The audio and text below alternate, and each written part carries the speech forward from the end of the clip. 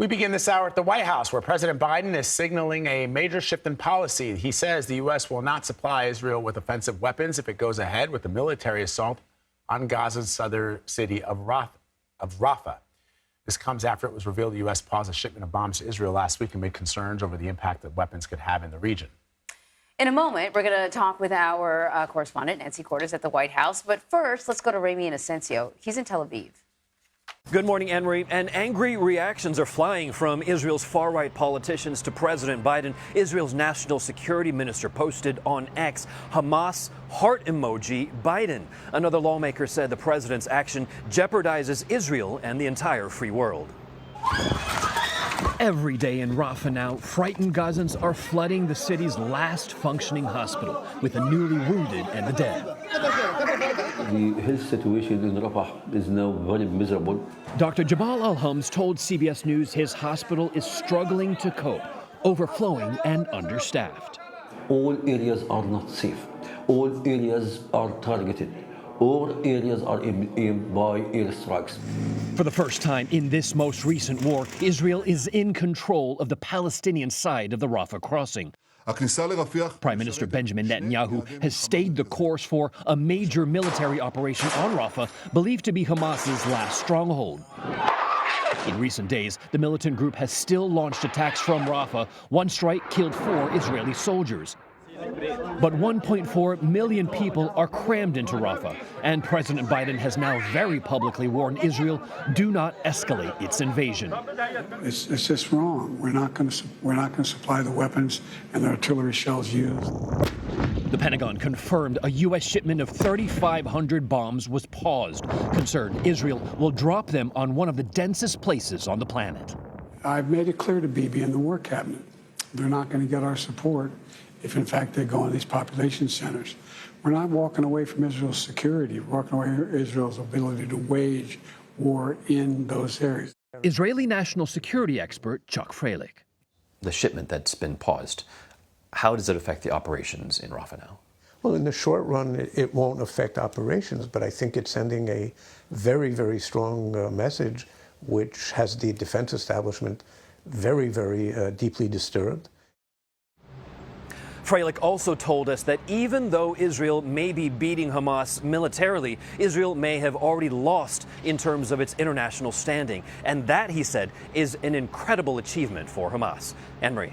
All right, Ramy, thank you. For more on the president's warning, CBS News Chief White House correspondent Nancy Cordes is joining us now. So, Nancy, last time we spoke about this when we got the news of the bomb delivery being sort of held up, we didn't get a chance to really dig in. Now the president in this CNN interview has reiterated his concerns about how American weapons are used. Why is he making this move now? Because, Anne-Marie, after weeks and months of Israel threatening to invade Rafah, it was becoming increasingly clear that that invasion could be imminent based on what Netanyahu himself was saying, the seizure of the Palestinian side of the Rafah gate.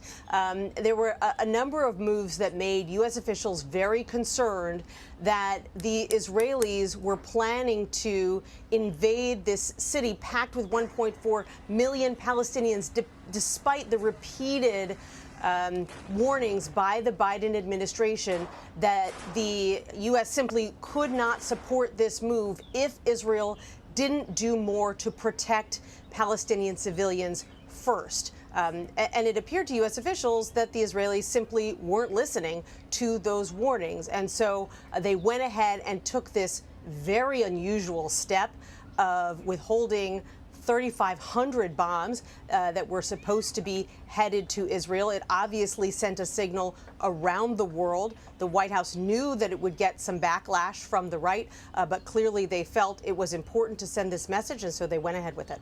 Yeah, and this is definitely sort of a shift in the president's approach over this entire period of time. What he would do before is always publicly, show ironclad support for Israel, perhaps privately putting pressure on Benjamin Netanyahu. But now we're hearing, public concern and criticism. But of course, that opens him up to criticism. Former President Donald Trump slammed the decision on Truth Social in a post. No surprise there. But other than that, there is some political risk for the president. Right, and there was really political risk either way, Anne-Marie. We have talked so often about the fact that his left flank, young voters, progressive voters, have been increasingly sounding the alarm about what they are seeing in Gaza, and they were putting an immense amount of pressure on this president. And so, yes, he takes political risk by taking this step. We saw a very sternly worded letter from Republican leaders yesterday saying that this move weakens Israel, that it sends an encouraging message to Israel's enemies in the Middle East.